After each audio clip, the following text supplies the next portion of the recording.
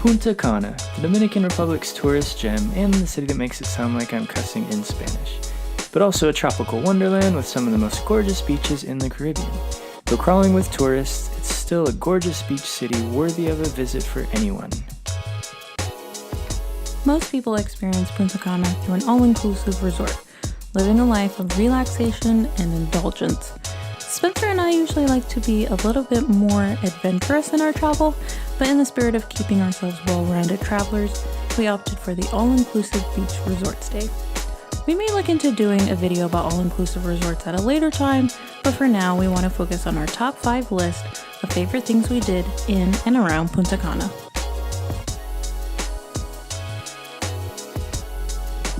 So this list is subjective obviously, and we didn't do everything, but we did do our research and experienced a lot. And before we reveal our top 5, here are some honorable mentions.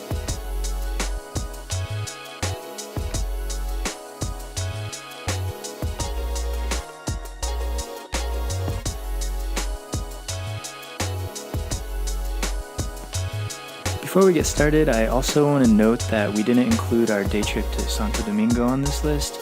We wanted to keep the list of things closer to Punta Cana and just right around it. However, a day trip to Santo Domingo is one of the popular destinations from Punta Cana and something that we totally recommend. And we actually do have a full video just of Santo Domingo, so subscribe and check that out when it comes out. Alright, and now for our top 5. Number 5, parasailing. This was definitely a controversial decision to be in our top 5 because I enjoyed it and Glow did not. Nope, I really didn't. Yeah, Glow got sick from it and felt like she had to puke the whole time. Yeah, because the boat ride was super choppy. We just ate, which was obviously a bad idea. And I'm freaking afraid of heights. I, on the other hand, felt like a bird, peaceful and floating up in the sky. I felt like I was about to fall to my death. I was at one with the heavens, looking over the DR and all of its beauty. Yeah, being pulled from a gas-guzzling boat called Hung Over. Yeah, that's true. Well, as you see, there was a difference of opinions, and I do have to say that while I enjoyed it, it most definitely was not the adrenaline rush I thought it might be. There was no speed or James Bond-like moment. The takeoff was more of a float and rise, so that's either good or bad, depending on what you want. Also, be sure to read your reviews on which companies to go with. The customer service with the group we went with wasn't great. It was all about getting us in and out and felt like kind of a kidnapping. But the ride length was 10 minutes, which was good. Or really, really bad. Yeah, well, so consensus for me, definitely worth trying.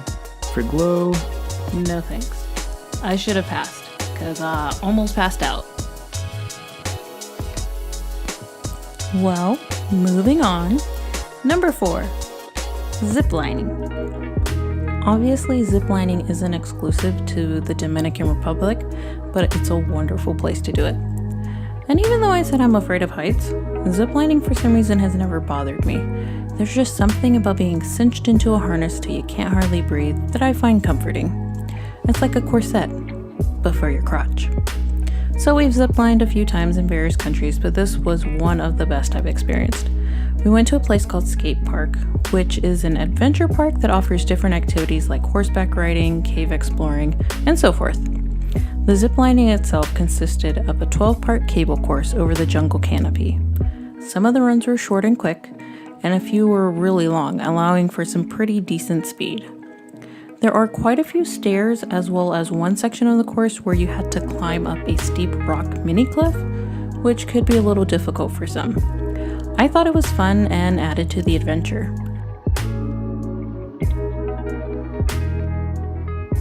The views were amazing, which made the ziplining that much better. A word of warning though, the last run ends in a pool, so be prepared to get wet. Or in my case, drenched because a worker dunked me under the water. But joke's on you, it was a hot day, so it was fine. Number 3, Hoyo Azul. Located in Skate Park and part of the tour package we did with the ziplining, Hoyo Azul is a blue hole cenote or natural sinkhole filled with gorgeous natural water. It's surrounded by lush rainforest and sits at the base of a 246-foot tall limestone cliff. It's really pretty, like a scene from a movie. And we first had a short nature walk to the spectacular natural pool, which led us through a beautiful jungle forest, through an orchid garden, and over suspension bridges. Once you arrive at Hoyo Azul, you can jump in or take the stairs that were built into the side. I opted for the backflip entrance.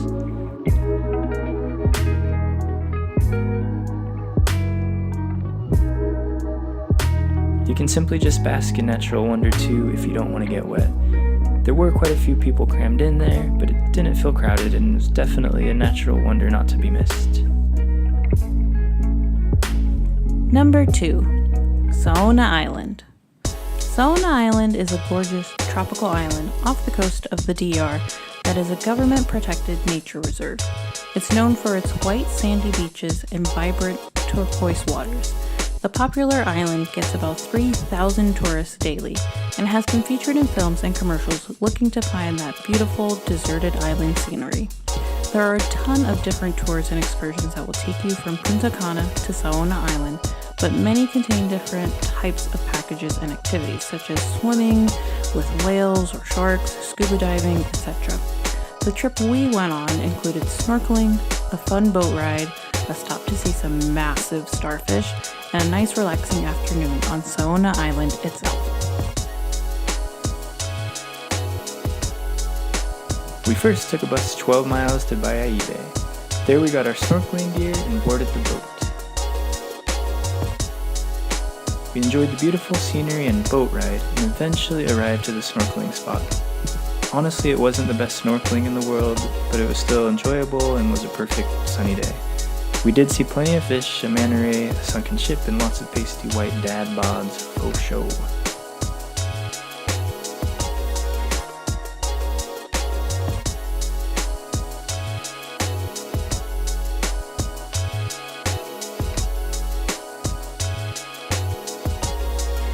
After snorkeling, we ventured to Saona Island. There we had lunch and had a couple hours to explore. We swam in the beautiful turquoise waters, lounged on the beach, and enjoyed this Caribbean paradise on a perfect day.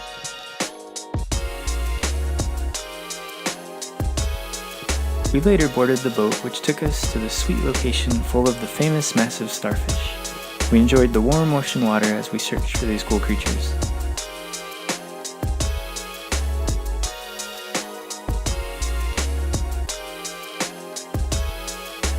The boat ride back was wonderful, and the whole day was a very memorable one. Alright, and this brings us to number 1 on our top 5 things to do in Punta Cana list. Number 1, drum roll please, Bávaro Beach. Our number 1 thing to do in Punta Cana is essentially to hang out on the beach. Cop-out answer maybe, obvious choice of course, but it's the reason why people go to Punta Cana. The day trips and side things are really just a bonus, so this tops our list. Punta Cana has many beautiful beaches, however, Bávaro Beach is supposed to be one of the best stretches of beach in Punta Cana, and many of the resorts are on it, or at least close, including ours. The sand was a golden white and the resorts cleaned up the seaweed, keeping it sandy and clean. It really was gorgeous and relaxing. I took many walks, my favorite being at sunrise. Most resorts have kayaks, paddleboards, volleyball, and other beach activities that you can do if you want.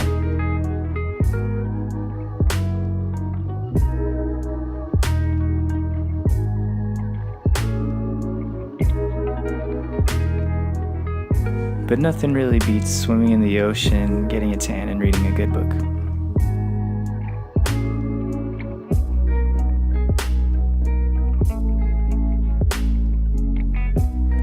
So, this has been our top 5 things to do in Punta Cana. There's so much more to see and do, but these are some of our favorites.